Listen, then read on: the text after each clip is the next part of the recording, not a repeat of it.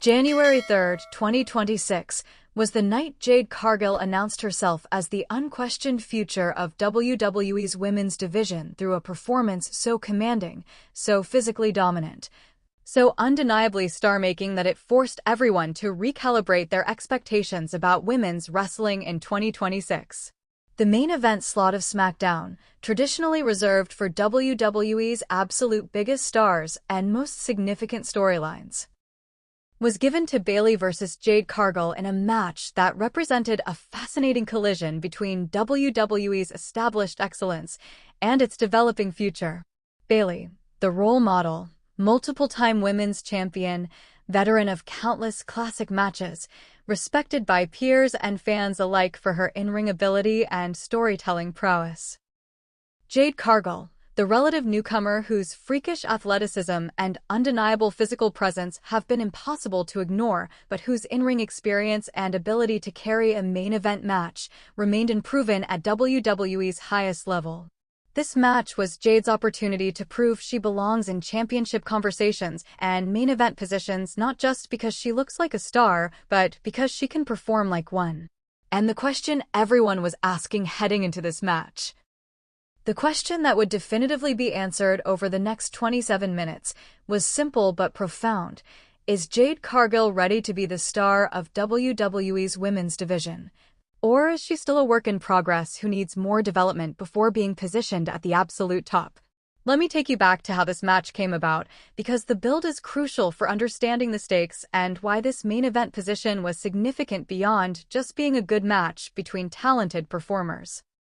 In the weeks following the holiday chaos, where championships were unified and power structures were reshaped, WWE's women's division had been somewhat overlooked in favor of the male-dominated storylines around Brock Lesnar, Roman Reigns, The Shield's destruction, and Royal Rumble implications. But Triple H had been vocal in media appearances about his commitment to elevating women's wrestling to equal footing with men's programming, about creating stars who could main event premium live events and carry SmackDown and Raw as featured attractions rather than being relegated to mid-card positioning. The announcement came during the January 2nd episode of WWE programming. SmackDown on January 3rd would feature Bayley versus Jade Cargill in the main event, with the winner earning a championship opportunity at Royal Rumble against whoever held the women's championship at that time. The announcement immediately created buzz because it positioned women's wrestling in the coveted main event slot and because it created genuine uncertainty about outcome. Bayley was the veteran who should win based on experience and accomplishment, but Jade was clearly being positioned as a major future star, and giving her the Royal Rumble Championship opportunity would accelerate that push significantly. Bayley cut a promo on social media addressing the match and what it represented for her. "I've been in this business long enough to recognize when WWE is positioning someone as the next big thing. I've seen it happen dozens of times. Someone with the look, with the presence, with the physical tools gets fast-tracked to the top, and veterans like me are expected to step aside and make room.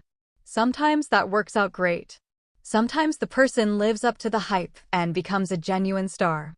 But sometimes, and I've seen this too, the person isn't actually ready for that level yet, and pushing them too fast damages both their development and the credibility of the division they're being pushed in." The statement was measured, but carried clear subtext about Bayley's perspective on Jade's rapid elevation. So tonight, in the main event of SmackDown, Jade Cargill gets her opportunity to prove she's ready. And I'm going to test her in every possible way, technically, psychologically, physically, strategically. If Jade beats me clean in the center of the ring and proves she deserves that Royal Rumble Championship opportunity, I'll be the first person to shake her hand and acknowledge her achievement. But if she's not ready, if she's being pushed too fast by WWE management who are prioritizing her look over her ability, then I'm going to expose that tonight for everyone to see.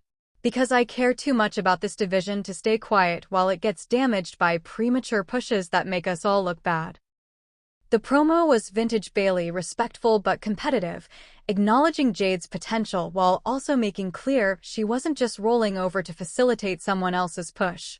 Jade's response, delivered in a backstage interview segment, showed growth in her promo delivery while maintaining the confidence that's been her trademark. Bayley wants to test me? Perfect.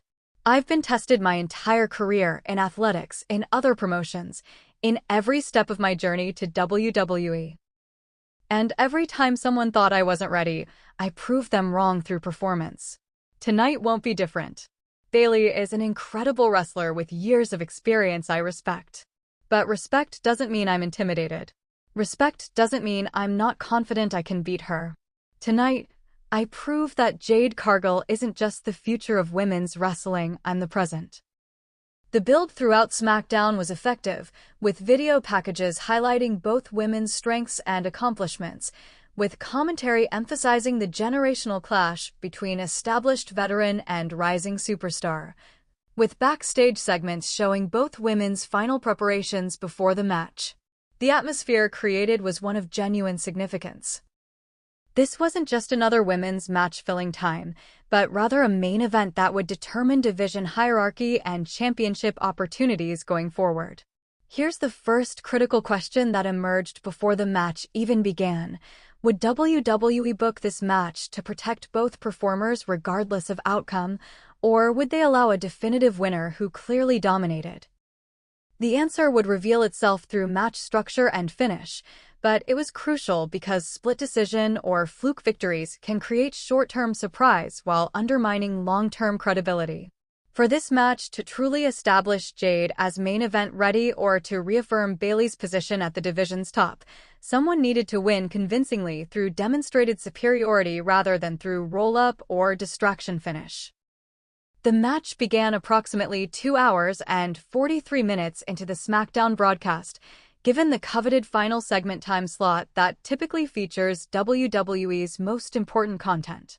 Bayley entered first to strong fan response, her connection with audiences remaining solid despite recent character evolution and heel/face dynamics that have shifted over recent months. Jade entered second, and the visual contrast was immediately striking. Jade's physical presence and presentation screaming superstar in ways that can't be taught or manufactured. The kind of natural charisma and commanding aura that WWE has historically built franchises around when combined with actual in-ring ability. The opening sequences told a clear story. Bayley trying to use her technical superiority and ring experience to control pace and positioning, while Jade using her overwhelming physical advantages to overpower Bayley's technique with raw strength and athleticism. It was a classic veteran versus prodigy dynamic, and both women played their roles perfectly. Bayley's frustration was palpable as her technical offense was repeatedly countered or simply overpowered by Jade's strength.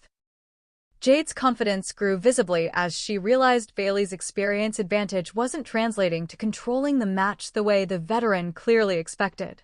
Around the 7-minute mark, Bayley began targeting Jade's legs, recognizing that taking away the power base would neutralize the strength advantage and allow Bayley's technical skills to become more effective. The strategy was sound and demonstrated why Bayley is considered one of the best in-ring strategists in women's wrestling. Identify opponent's primary advantage, systematically remove that advantage, exploit the weaknesses that remain. For several minutes, Bayley's strategy appeared to be working. She hit a series of leg submissions and strikes that had Jade visibly favoring her right leg, limping slightly, seemingly diminished from the dominant force she'd been in the opening sequences. But here's where Jade demonstrated something crucial that answered questions about whether she was ready for this level. She adapted. Rather than stubbornly continuing to rely on power moves that required full mobility and leg strength, Jade adjusted her offense to work from grounded positions, using submission holds and strikes that didn't require explosive movement but still allowed her to control Bayley and inflict damage. The ring awareness and strategic adaptation demonstrated wrestling intelligence that goes beyond athletic ability, suggesting that Jade's rapid improvement and readiness for main event positioning wasn't just WWE hype, but reflected genuine growth as a performer. The second critical question emerged around the 15-minute mark. Would this match get the time and presentation necessary to feel like a legitimate main event, or would it be rushed through to get to post-match angles or other segments? The answer was definitively positive. This match was given nearly 30 minutes of television time, more than most women's matches receive even at premium live events, demonstrating WWE's commitment to presenting women's wrestling as equal in importance to men's programming. The time allowed both performers to tell a complete story with multiple chapters, shifting momentum, near falls that felt earned rather than gratuitous, and character work that developed throughout the match rather than being established in opening sequences and then repeated. Around the 18-minute mark, the match reached a crescendo with both women having hit multiple signature moves without securing victory. Bayley had connected with a belly-to-belly suplex that typically ends matches, but Jade kicked out at 2, demonstrating resilience that enhanced her credibility. Jade had hit a modified version of her finishing move despite the leg damage Bayley had inflicted, but Bayley kicked out as well, showing the veterans' championship-level toughness. The crowd was completely invested, chanting for both competitors at different moments, creating that rare atmosphere where the divided audience reactions enhance rather than diminish the match's importance. The finishing sequence began around the 24-minute mark and showcased both performers at their absolute best. Bayley attempted a top rope maneuver, going high risk because standard offense hadn't been sufficient to keep Jade down. But Jade caught Bayley midair, demonstrating the freakish strength and timing that make her such a unique performer, and transitioned immediately into her finishing move, Jaded. The pump kick into facebuster combination that's ended numerous matches throughout her career. The execution was perfect, the impact looked devastating, and Jade covered for the pin. The referee counted. 1, 2, 3.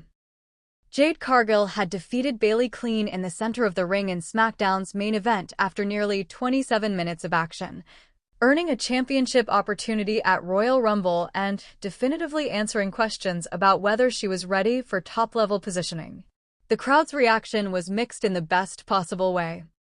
Shock at seeing Bayley defeated so definitively, excitement about Jade's victory and what it means for the division's future, and genuine appreciation for the match quality both women had delivered. But the story didn't end with a 3 count. As Jade's music played and the referee raised her hand in victory, Bayley slowly pulled herself up using the ropes, clearly selling the effects of the match and the disappointment of defeat, but also showing respect for what Jade had accomplished. The two women stood face-to-face in the center of the ring, and the crowd's noise decreased as everyone waited to see what would happen next. Would Bayley show respect, or would this turn into an attack that set up future antagonistic storylines? Bayley extended her hand. The gesture was simple, but carried enormous weight given the build to the match and Bayley's promo about testing Jade's readiness. Jade looked at the extended hand, at Bayley's expression which mixed disappointment with genuine acknowledgement, and after a moment's hesitation, shook it. The crowd erupted in appreciation for the show of respect, for both women acknowledging that competition doesn't require hatred or disrespect, that you can test each other to the absolute limit and still recognize mutual excellence afterward. But as Bayley turned to leave the ring, allowing Jade her victory moment, the lights suddenly cut to black, a signature of chaos and unexpected developments throughout recent WWE programming. When the lights returned seconds later, Nia Jax stood on the entrance ramp holding the Women's Championship, staring at Jade in the ring with an expression mixing challenge and dismissal. Nia grabbed a microphone that had materialized at ringside and addressed Jade directly. "Congratulations on beating Bayley. Very impressive. But here's what you need to understand. Rookie Bayley is a veteran who's been in this business for years, who's had countless classic matches, who everyone respects. But Bayley isn't me. Bayley doesn't have my size, my power, my complete dominance over this division. So yes, you earned your Royal Rumble Championship opportunity. And yes, you'll face me for this title.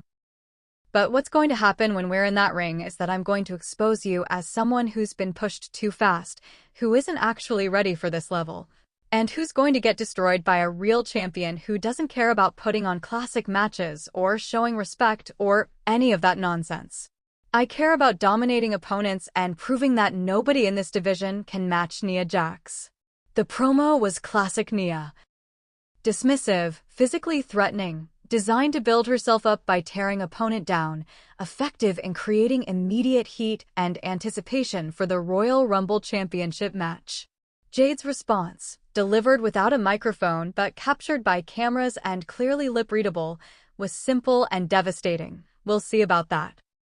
The confidence in those 4 words, the complete lack of intimidation or doubt despite facing someone of Nia's size and reputation, demonstrated that Jade's victory over Bayley hadn't just been about winning a match. It had been about proving to herself and to everyone watching that she belongs at this level and that no opponent, regardless of size or experience, should be feared rather than respected as a challenge to overcome.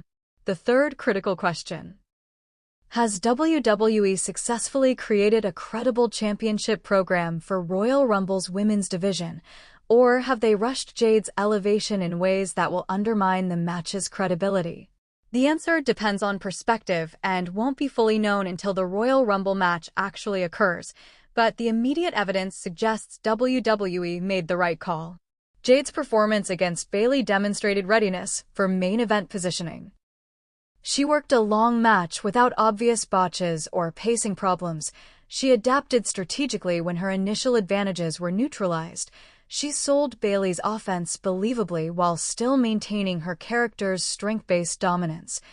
And she delivered a clean finish that made both performers look strong despite Bayley being on the losing end. The immediate social media reaction was overwhelmingly positive, with fans and fellow performers praising the match quality and Jade's performance specifically. Several veteran women's wrestlers posted messages acknowledging Jade's growth and expressing excitement about the division's future with her positioned at the top. Wrestling journalists published instant analysis pieces examining whether this marked a turning point for WWE's women's division, where athletic performance and physical dominance could coexist with technical excellence and storytelling, rather than being treated as opposing philosophies that couldn't both be valued simultaneously. Bayley herself posted a message shortly after SmackDown concluded that added context to her in-ring respect toward Jade. I went into tonight's match questioning whether Jade was ready for main event positioning. She answered that question definitively. She's ready. She's not just ready for Royal Rumble, she's ready to be the face of this division for years to come. And while I'm disappointed about losing and missing out on a championship opportunity, I'm excited about what Jade's rise means for all of us. The division is stronger when our top stars are genuinely excellent rather than just being pushed because management wants them there. Jade has earned her position through performance, and I respect the hell out of that. The endorsement from someone of Bayley's standing and credibility carried significant weight and helped solidify Jade's positioning as legitimate main eventer rather than premature push. But not everyone was as enthusiastic, with some fans and performers expressing concern that Jade's rapid elevation came at the expense of other women who've been consistently excellent, but haven't received similar opportunities. The debate reflected broader tensions in professional wrestling about how to balance building new stars with rewarding longtime performers who've paid dues and proven themselves over extended periods. The fourth question, and this one has massive implications for Royal Rumble and WrestleMania season. What happens if Jade defeats Nia Jax at Royal Rumble and becomes women's champion? Does WWE have plans for her title reign, challengers lined up, storylines developed? Or would a Jade championship run be somewhat directionless because WWE has been so focused on getting her to the title that they haven't planned beyond that achievement? The answer isn't clear, but what is clear is that WWE has committed to Jade as a top star, and backing away from that commitment now would undermine months of positioning and the credibility gains from her victory over Bayley. The Royal Rumble Women's Championship match between Nia Jax and Jade Cargill now has legitimate heat and genuine uncertainty about outcome. Nia as champion represents continuation of a dominant reign that's been effective in establishing her as the division's monster heel. Jade winning would create a new champion with enormous potential for long-term storytelling and the kind of crossover appeal that WWE craves for mainstream attention. The match has stakes beyond just championship exchange. It will test whether Jade can perform at championship level in a premium live event environment with massive pressure, whether Nia can adapt to working with someone whose physical attributes rival or exceed her own, and whether WWE's booking philosophy of accelerated pushes for obviously talented performers can succeed when executed properly. Meanwhile, Bayley's position post-loss creates interesting questions about her direction. Does losing this match remove her from main event picture, or does her strong performance and show of respect toward Jade actually enhance her positioning as a veteran leader who can elevate others through competitive matches? WWE's history suggests that how performers react to losses matters as much as the losses themselves. People who lose graciously